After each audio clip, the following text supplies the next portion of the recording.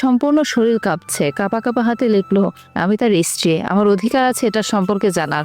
আর আমার জীবন নিয়ে কোনো মায়া দয়া নাই, জীবনটা আমার এমনিই নরক। ফোনটা সরিয়ে রাখতেই চোখের সামনে স্পষ্ট ভেসে উঠলো সেই দৃশ্যটা, জয় আর তার সঙ্গে অন্য একটা মেয়ে, যেটা আমার আর তার মাঝে হয়েছে একবার না দুইবার না বহুবার। যেন চোখের সামনে বারবার জ্বলতে থাকা এক দগদগে ক্ষত। তোর বুকটা কেঁপে উঠলো, মনে হচ্ছিল শ্বাসটা আটকে যাচ্ছে।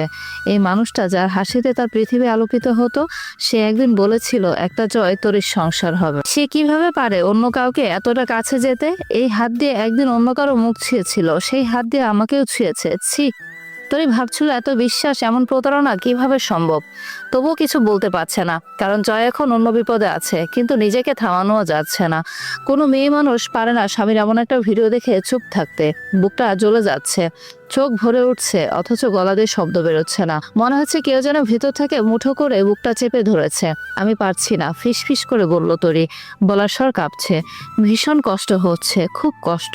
শব্দগুলো কান্নার ভেতর ডুবে গেল। আমার কষ্ট শেয়ার করার কেউ নাই, আমি কার কাছে যাব আল্লাহ? চোখের কোণে জমে থাকা জল গড়িয়ে পড়লো গাল বেয়ে। তুমি একটু শান্তি দাও আমাকে আল্লাহ, আমি আর পারছি না। দেয়ালগুলো যেন চুপচাপ তার কান্না শুনছিল। পুরো ঘরটাই শুধু একটা নিঃশব্দ হাহাকার। তরির বুকের গভীর থেকে উঠে আসে একটা দীর্ঘশ্বাস, যেটা কারো কানে পৌঁছায় না, শুধু আল্লাহর দরজায় গিয়ে ধাক্কা খায়। তরি সারা রাত ছটফট করতে লাগলো। সকালে দরজায় তীব্র শব্দ হলে জেগে দরজা খুলে দেয়। দরজা খুলে দেখে নাজলা চৌধুরী আর সিনহা দাঁড়িয়ে আছে। নাজলা চৌধুরী তরিকে দেখে চমকে ওঠে, চোখ মুখ ফুলে আছে, একদম লাল টকটক হয়ে আছে। নাজমা চৌধুরী সিনহাকে নিয়ে ভিতরে ঢুকে বিছানায় বসে তরির দিকে তাকিয়ে বলল, জয়জি এরকম একটা কাজ করবে আমি কখনো ভাবিনি। সিনহা আমাকে ভিডিওটি দেখিয়েছে, আমি কিভাবে মা হয়ে ছেলের এরকম নোংরা ভিডিও দেখি। সিনহার চোখে মুখের দিকে তাকিয়ে দেখো কান্নাকাটি করে কি অবস্থা। কোনো মেয়ে নিজের ইজ্জত মানুষকে দেখাবে, সে আর চুপ থাকতে পারে নাই, এই জন্য দেখাইছে। তুমি একটা মেয়ে হয়ে আরেকটা মেয়ের এরকম সর্বনাশ হয়ে গেলে তুমি চুপ করে থাকতে পারবে? আমার খুব খারাপ লাগছে বলতে, তাও বলছি। তোমার যা লাগে টাকা পয়সা আমি সব তোমাকে দিতে রাজি আছি, তুমি চলে যাও। সিনহা তার প্রাপ্য মর্যাদাটুকু পাক। তোরে চুপচাপ দাঁড়িয়ে সব কথা শুনলো, ঠোঁটে তাচ্ছিল্য হাসি নিয়ে বলল, আপনি মনে হয় আমাকে এই 2 মাসে একটুও মেনে নেননি। এটা আপনার মেয়ের সঙ্গে হলে তাহলে আপনি পারতেন এই কথাটা বলতে। সমস্যা নেই মা, আমার মতো পোড়া কপালীদের জন্য আপনি এত ভাববেন না। আমার মাথায় হাত বুলিয়ে দেওয়ার মানুষ নাই, কিন্তু নিজেকে শক্ত রাখতে জানি। আপনার ছেলে আসুক, তার মুখে শুনবো, তারপর আমি চলে যাবো এখান থেকে। জয় আসলে সে তোমাকে এমনভাবে বিশ্বাস করাবে তুমি এখন বিশ্বাস করবে না, বলবে এটা মিথ্যে। তুমি আমাকে বিশ্বাস করো তরি, একটা মেয়ের ইজ্জতের সবকিছু সেটা জয় অনেক আগেই আমার নষ্ট করেছে। আমি এখন কোথায় যাব, কি করব, কি নিয়ে থাকবো? প্লিজ তুমি চলে যাও আমাদের জীবন থেকে। খালামণি ওকে তুমি পাঠিয়ে দাও। তরির কথা শেষ করার আগেই সিনহা বলল কথাগুলো। এই মেয়ে তুমি বুঝতেছো না, তোমাকে তো আমি সবকিছুই দিতে চাইছি, তারপরও আমার ছেলের জন্য কেন অপেক্ষা করবে? তোমার টাকার ব্যবস্থাও করে দেবো, যা লাগে তাই দেবো। এখন তুমি চলে যাও, আমাকে তাড়াতে তোমাদের জন্য এত আয়োজন করা লাগবে না। সময় হোক আমি এমনি চলে যাব, যদি এটা সত্য হয়। খালামণি দেখেছো কি বলছে, এটা নাকি সত্যি না। আমার ইজ্জত যেখানে নাই সেখানে মিথ্যার কি আছে? সিনহা আবার বলল, তোমার লোভের কারণে তুমি যেতে চাইছো না, আমরা বুঝি না সেটা লোভী একটা তুমি। হ্যাঁ বলতে পারো লোভ, তার সাথে সংসার করার শখ লোভে পরিণত হয়েছে। নাজমা চৌধুরী একটু উচ্চস্বরে বলল, লোভের কারণে টাকা দিতেছি, এখন এটা নিয়ে চলে যাও, বিকেলে যাইও। সিনহা আয় তুই আমার সঙ্গে, বলে নাজমা চৌধুরী সিনহাকে নিয়ে যায়। তরি দরজা দিয়ে বিছানার উপর বসে ওড়নাটা মাথা থেকে সরিয়ে চুলগুলো দুহাত দিয়ে মুঠো করে ধরে নিয়ে ডুকরে কেঁদে ওঠে। এরকম কান্না অনেকদিন পর করতেছে। তরি সারাদিন নিচে নামে নাই। ফরিদা খালা এসেছে দুপুর 2টার দিকে তরির কাছে। দরজা লক করলে তরি গিয়ে দরজা খুলে দেয় ফরিদা খালা। তরিকে দেখে অবাক হয়ে, চুলগুলো এলোমেলো হয়ে আছে, চোখ ফুলে আছে, সারাদিন কিছু খায়নি। ফরিদা খালা মুখ ফুটে বলল, কি হয়েছে মা, চোখ মুখের এই অবস্থা কেন?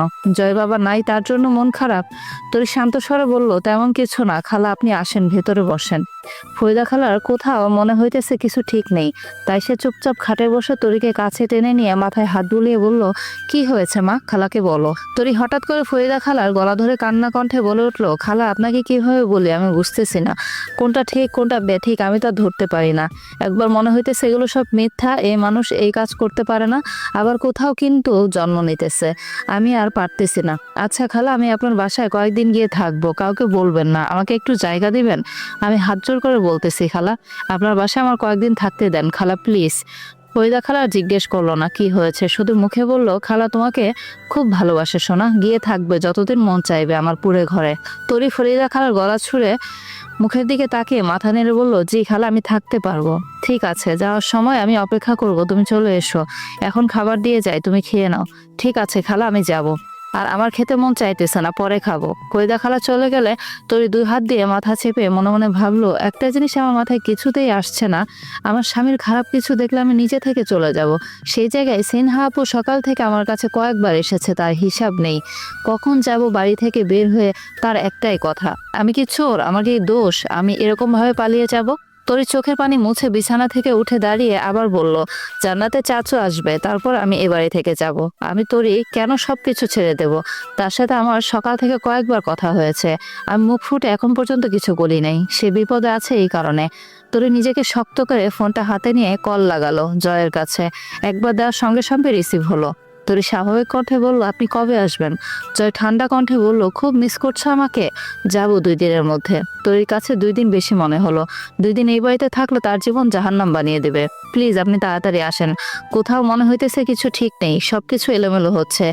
প্লিজ আপনি আসেন, আমার সবকিছু সহ্য লাগতেছে, আমার কিছু ভালো লাগছে না। কালকে রাত থেকে বুকে আমার তীব্র ব্যথা হচ্ছে, মনে হচ্ছে কেউ ছুরি দিয়ে আঘাত করছে। আপনি যাওয়ার দিন বলে গেলেন না আপনার তরি আপনার জন্য অপেক্ষা করতেছে, তো আপনি আসেন প্লিজ। তরির কথা শুনে জয় উঠে বসে অস্থির কণ্ঠে বলল, কি হয়েছে তরি, আমাকে বলো। তুমি তো সারাদিন ভালো ছিলে, কেউ কিছু বলেছে? কেউ কিছু বলে নাই, আমার শুধু আপনাকে লাগবে, মানে আপনাকেই লাগবে। কথাটা বলে তরি ফোন কেটে দেয়। জয়ের পায়ের রক্ত মাথায় উঠেছে, তার সম্পূর্ণ চোখ মুখ লাল হয়ে গেছে। তাড়াতাড়ি তার আব্বুর নাম্বারে কল লাগালো, কিন্তু রিসিভ হলো না। সঙ্গে সঙ্গে মেসেজ পাঠিয়ে দিল, আব্বু কি হয়েছে বাড়িতে? যদি আমার বউয়ের কিছু হয়, আমি না থাকাতে দেশে গিয়ে বাড়ি উঠিয়ে দিব, কথাটা মাথায় রেখো। আসসালামু আলাইকুম, কেমন আছেন সবাই? আশা করছি সবাই অনেক ভালো আছেন। আপনাদের গল্পটা খুব ভালো লাগছে। আর কে কোথা থেকে ভিডিওটা দেখছেন অবশ্যই বলবেন। আর ভিডিও দেখতে দেখতে একটা জিনিস অবশ্যই দেখবেন, যে নিজের প্রতি খেয়াল রাখছেন কিনা, খাওয়া দাওয়া ঠিক মতো করছেন কিনা, সবার খেয়াল রাখতে গিয়ে নিজের খেয়াল রাখতে ভুলে যাচ্ছেন কিনা। সবাইকে সুযোগ দেওয়ার আগে একটু নিজেকেও সুযোগ দিবেন, কারণ আমরা সবার খেয়াল রাখতে রাখতে নিজেকে নিয়েই খুব বেশি অবহেলা করি, যেটা করা একদম ঠিক না। আপনারা চাইলে আমাকে ইউটিউবেও দেখতে পারেন, ইউটিউবের লিঙ্কটা কমেন্ট বক্সে দেওয়া আছে, চাইলে সাবস্ক্রাইবও করে নিতে পারেন। ধন্যবাদ, কেমন? ভালো থাকবেন।